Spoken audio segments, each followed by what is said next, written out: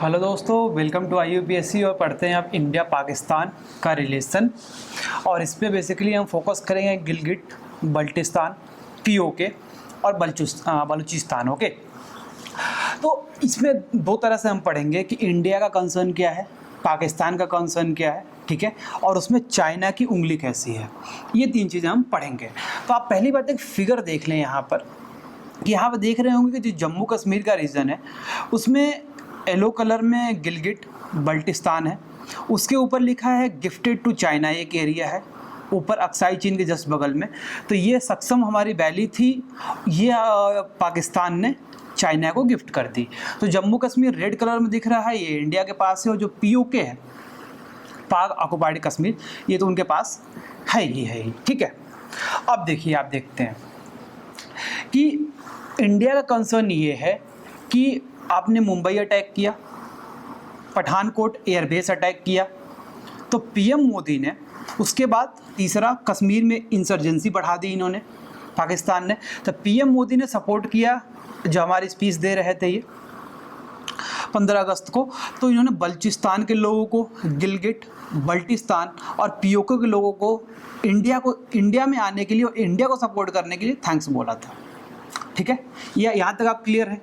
और PM मोदी ने criticise किया था कि जो आप बलूचिस्तान, गिलगिट बल्टिस्तान और POK में जो आप ह्यूमन राइट का वायलेशन कर रहे हैं, और बलूचिस्तान में बेसिकली आप एक्स्ट्रा जुडिशियल किलिंग कर रहे हैं, और बलूचिस्तान के लोगों पर आप एयरफोर्स की मदद से आप बॉम्बिंग कर रहे हैं, ये गलत है, ठीक है। तो पाकिस्तान ने बोला कि सर ऐसा करिए, आइए हम बात करते हैं कश्मीर इशू पे।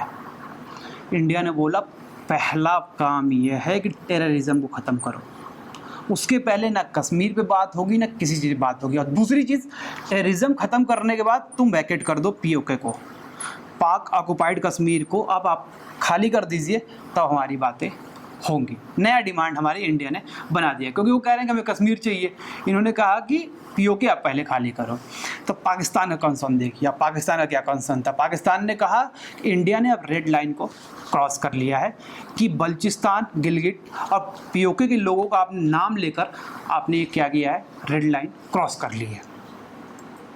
अब देखिए, पाकिस्तान ने बोला कि हाँ जी, हम तो बलूचिस्तान में कर रहे हैं, गिलगिट में कर रहे हैं, लेकिन आप भी तो कर रहे हैं, ह्यूमन राइट वायलेशन कर रहे हैं कश्मीर में। अब बुरहान वानी को इन्होंने मार्टियर बताया है। तो पाकिस्तान ये सब देखते हुए उन्होंने ह्यूमन राइट का वायलेशन कश्मीर में उठाते हैं, इंडिया बल्टिस्तान और आपका POK और गिलगिट में ये ह्यूमन राइट वायलेशन का ये इशू उठाते हैं। तो ये देखते हुए पाकिस्तान ने अब फिर अपने जो छोटे छोटे बच्चे हैं इनके, जो हमारे अलगाववादी नेता हैं कश्मीर में, इनको पैसे रुपए दिए और कहा कि चलो जी मिलिटेंसी एक्टिविटी को थोड़ा बढ़ा दो, ठीक है। तो ये आप देख रहे हो कश्मीर में कितना इस समय आसान चल रहा है, पत्थरबाजी हो रही है, फोर्स वालों को मारा जा रहा है। तो ये आप इशू वहाँ से देख सकते हैं। अब ज़रा बात करते हैं, थोड़ा ढंग से बात करते हैं कि इशू क्या है हमारा बलूचिस्तान का। तो आप देख सकते हैं कि जो बलूचिस्तान है ना, ये लार्जेस्ट प्रोविंसेस है पाकिस्तान की और लिस्ट डेवलप है, ठीक है। जबकि यहाँ पे सबसे ज़्यादा मिनरल वाला स्टेट पाकिस्तान का आप देखेंगे आर प्रोविंसेस, ठीक है। तो ये हमारा बलूचिस्तान है। तो ज़रा थोड़ी सी हिस्ट्री में जाते हैं। तो पाकिस्तान जब 1947 में बॉर्न हुआ था, तो ये प्रिंसली स्टेट था जो कि अंग्रेज़ों के अधीन आता था, बलूचिस्तान। लेकिन बलूचिस्तान ने बोला कि हम पाकिस्तान को ज्वाइन नहीं करेंगे, लेकिन पाकिस्तान ने 1948 में अपनी आर्मी भेजकर बलूचिस्तान को अंदर कर लिया, ठीक है। जैसे ही आप किसी पर ज़बरदस्ती करते हैं, जैसे आप तिब्बत का केस देखें, तो तिब्बत में भी तो यही हुआ था कि चाइना ने तिब्बत पर कंट्रोल करके बोला कि तुम ऑटोनॉमी करो। लेकिन जैसे आप किसी रीजन पे आप अटैक करते हैं और उसको अपने अंदर लेते हैं, तो वहाँ का जो कल्चर होता है वो आप डिस्ट्रॉय करना शुरू करते हैं, ठीक है। जब आप कल्चर को डिस्ट्रॉय करना शुरू करते हैं, तो साथ साथ जो कल्चर की व्हील होती है, लैंग्वेज, उसका पहिया होता है, उसी पे ही ये कल्चर हमारा आगे बढ़ता है।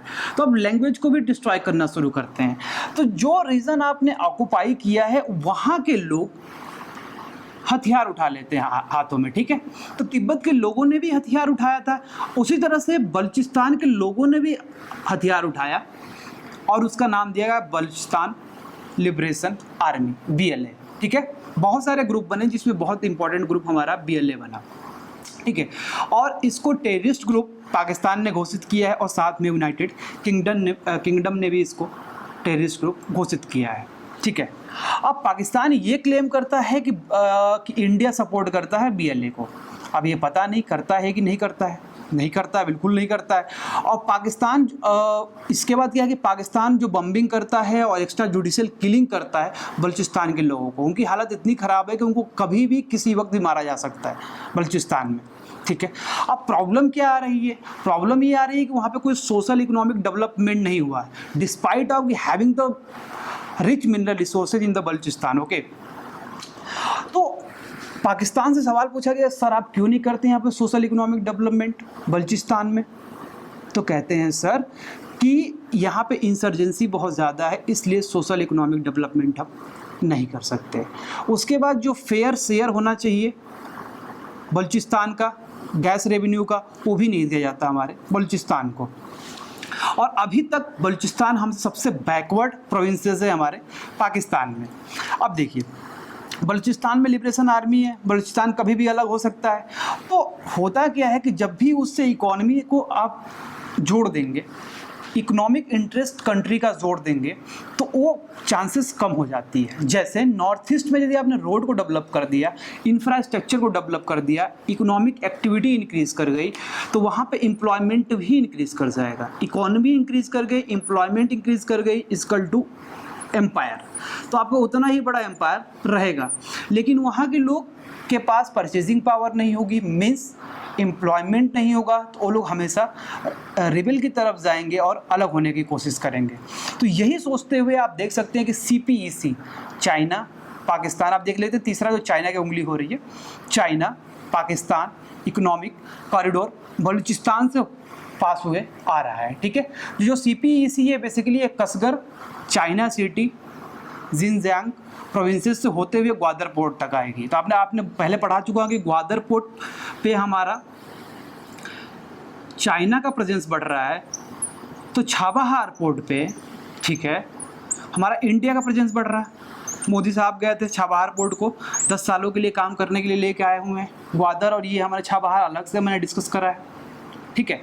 और ईरान पाकिस्तान जो गैस लाइन पास हो रही है, ईरान से गैस लेगा बेसिकली पाकिस्तान, तो वो भी बलूचिस्तान रीजन से पास होगी। तो जो बिग टिकट प्रोजेक्ट हैं दो, CPEC Iran Pakistan gas pipeline, तो ये क्या करेंगे, उसको उस एरिया को इंटीग्रेट करने में काम करेंगे कि अब अलग नहीं हो पाएंगे। क्योंकि इतना पैसा लगाकर CPEC बन रहा है, तो कोई भी नहीं चाहेगा कि यहाँ पे इकोनॉमिक जो कॉरिडोर है इसमें प्रॉब्लम आए, यहाँ पे कोई टेररिज्म एक्टिविटी हो या कोई इसको हार्म करे या कोई हमारा आकर हाईवे तोड़ दे। तो काफ़ी सिक्योरिटी रखी जाएगी, जिससे एक भयंकर संभावना बढ़ जाती है कि ये हमारा इंटीग्रेट रहेगा हमारा पाकिस्तान में, ठीक है। अब देखिए जरा गिलगिट बल्टिस्तान का हमारा देख लेते हैं इशू क्या है। ये बेसिकली नॉर्थ वेस्ट कॉर्नर है जम्मू और कश्मीर का, ठीक है। नॉर्थ वेस्ट कॉर्नर में होता है ये, जम्मू कश्मीर के है ये गिलगिट बल्टिस्तान। और ये इसको पाकिस्तान ने बोला है कि ये हमारा नॉर्दर्न एरिया होगा, इसका नाम बदल के नॉर्दर्न एरिया रख दिया। और यहाँ पे इलेक्टेड असेंबली होगी, ज़रा ध्यान दीजिएगा कि यहाँ पे इलेक्टेड असेंबली होगी और directly headed by the PM of Pakistan, ठीक है। तो ये नॉर्दर्न एरिया होगा पाकिस्तान, इसका नाम नॉर्दर्न एरिया होगा, डायरेक्टेड असेंबली इलेक्टेड असेंबली होगी और इसको कौन हेड करेगा, पाकिस्तान। लेकिन गिलगिट जो हमारा एरिया है पाकिस्तान के कॉन्स्टिट्यूशन में अभी तक मेंशन नहीं है। तो गिलगिट और गिलगिट बल्टिस्तान का जो रीज़न है, अनएमोनियसली हमारा क्या होगा, पार्लियामेंट्री रेजोल्यूशन पास हुआ था 1994 में, सबने बोला Gilgit Baltistan is a part of India, ठीक है। अब देखिए चाइना का रोल क्या है कि आपने देख सकते हैं कि वहाँ पे सक्सगम हमारी जो वैली है पाकिस्तान ने चाइना को गिफ्ट कर दी थी। तो आप वहाँ पे देख सकते हैं कि चाइना का भी प्रेजेंस वहाँ पे बढ़ गया है। तो वहाँ से आप देख सकते हैं गिलगिट बल्टिस्तान को लेना इतना आसान नहीं होगा, क्योंकि चाइना का भी वहाँ पे अपना चीज़ें बढ़ गई हैं, प्रेजेंस बढ़ गया है, तो इसलिए थोड़ा सा ये डिफ़िकल्ट हो जाएगा। उसके बाद क्या है कि चाइना वहाँ से कंस्ट्रक्ट कर रहा है अपना हाईवे, जो लिंक करेगा, जो उनका सक्षम जो आपकी वैली है, ये लिंक करेगा कसगर, जो कसगर सिटी आपको बताया जिनजियांग प्रोविंसेस में है, विद द गिलगिट। तो यहाँ तक ये हाईवे जब भी कंस्ट्रक्ट कर रहे हैं तो इससे हमारा क्या हो रहा है कि प्रॉब्लम आ रही है। उसके बाद CPEC भी गिलगिट बल्टिस्तान से होके पास होगी, ठीक है। और इंडिया ने इसको अपोज किया कि ये हमारा डिस्प्यूटेड टेरिटरी है, आप इससे क्यों पास कर रहे हैं गिलगिट बल्टिस्तान से। इन्होंने कहा नहीं, मैं पास करूंगा क्योंकि पाकिस्तान ने इसको ऑक्युपाई किया हुआ है। तो आप देख सकते हैं कि CPEC भी गिलगिट बल्टिस्तान होते हुए बल्चिस्तान से पास हो रही है, ठीक है। और कसगर जो हमारा सिटी है जिनजियांग प्रोविंसेस में, तो उससे भी इन्होंने हाईवे कंस्ट्रक्ट किया हुआ है, ठीक है, गिलगिट के साथ। अब देखिए USA पाकिस्तान के रिलेशन में थोड़ी खटास इसलिए आ गई है कि USA ने जो 300 मिलियन का एड देना था, मिलिट्री एड देते थे पाकिस्तान को, ताकि अफगानिस्तान में जो हक्कानी ग्रुप है, टेररिस्ट ग्रुप है, इस पर शिकंजा कस के रखें। लेकिन USA ने इसलिए ब्लॉक किया कि बोल रहे हैं कि जो ISI है पाकिस्तान की इंटेलिजेंस, तो ये क्या कर रही है कि हमारे डबल गेम खेल रही है। डबल ये गेम खेल रही है कि हक्कानी ग्रुप से भी दोस्ती कर ले रही है और USA से पैसा भी ले रही है। तो हक्कानी ग्रुप करते क्या है, जो सोल्जर्स हैं हमारे USA के, इनकी किडनैपिंग करते हैं। उसके बाद आपने देखा होगा कि वहाँ पे हाईवे चार बड़े बड़े प्रोविंसेस को कनेक्ट करते हुए इंडिया ने एक हाईवे वहाँ पे डेवलप किया है, और छबहार पोर्ट से रेलवे लाइन भी लेके जा रहे हैं, फिर रोड बनाकर चारों हमारे हाईवेज को कनेक्ट कर रहे हैं। आपको पढ़ा चुका हूँ पहले में। तो यहाँ पे ये प्रॉब्लम आ रही है कि इंडिया के जो हम वर्कर हैं, जो वहाँ पे काम कर रहे थे हाईवे बनाने के लिए, ठीक है, तो उनकी भी किलिंग करते हैं। ये प्रॉब्लम हमारी आ रही है हक्कानी ग्रुप की वजह से, ठीक है। अब देखिए एक कोऑर्डिनेटर मैकेनिज्म है जो कि हमारा काउंटर टेररिज्म के काम आएगा। ये किसने बनाया है, तो दो स्टेट जहाँ पे बहुत ज़्यादा आतंकवाद है, पाकिस्तान, अफगानिस्तान, और चाइना से ही उसकी बाउंड्री लगती है, ताजिकिस्तान प्लस चाइना ने। इन्होंने ये कोऑर्डिनेटर मैकेनिज्म फॉर्म किया है ताकि हम काउंटर टेररिज्म को चला सकें। और चाइना का कंसर्न ये है कि चाइना का एक बहुत महत्वाकांक्षी पॉलिसी ये है वन बेल्ट वन रोड। तो ये बेसिकली जिनजियांग जो प्रोविंसेज है, यहाँ पे भी आतंकवादी गतिविधियाँ होती हैं। जिनजियांग जो प्रोविंसेज है हमारे चाइना की, तो उससे ताकि वहाँ पे जिनजियांग प्रोविंसेस को इंटीग्रेट रहे चाइना से, वो अलग ना हो जाए, और जो वहाँ पे इकोनॉमिक टेररिज्म एक्टिविटी होती है उसको भी सप्रेस किया जा सके, और वन बेल्ट वन रोड जो इनका इनिशिएटिव है ये भी सेफ रहे। इस वजह से इन्होंने ये कोऑर्डिनेटर मैकेनिज्म डेवलप किया है। अब आप देख सकते हैं कि आकाशवाणी मैत्री है, तो ये बेसिकली एक रेडियो स्टेशन का चैनल है जो 596 मेगाहर्ट्ज़ पे चलेगा बांग्लादेश में। तो भाई ज़रूरत क्या थी बांग्लादेश में चलाने की, तो पहले 1971 में ये लॉन्च किया गया था जब बांग्लादेश का लिबरेशन हुआ था। तो सर आप क्यों कर रहे हो, बात ये है कि चाइना का प्रेजेंस बहुत ज़्यादा बढ़ रहा है हमारा बांग्लादेश में, तो उसके अगेंस्ट में हमने आकाशवाणी मैत्री वहाँ पर लगाया ताकि उनको अपने कल्चर से, पार्ट तो हमारे ही थे बांग्लादेश, ठीक है, पाकिस्तान भी अपना ही पार्ट था, तो कहीं ना कहीं हमारा कल्चर सेम है, तो कल्चर से, सॉन्ग से उनको मिला के रखा जाए। तो ये हमारी आकाशवाणी मैत्री है। तो ये रहा दोस्तों हमारा इंडिया पाकिस्तान का full issue. Thanks for watching दोस्तों, हैव ए नाइस डे।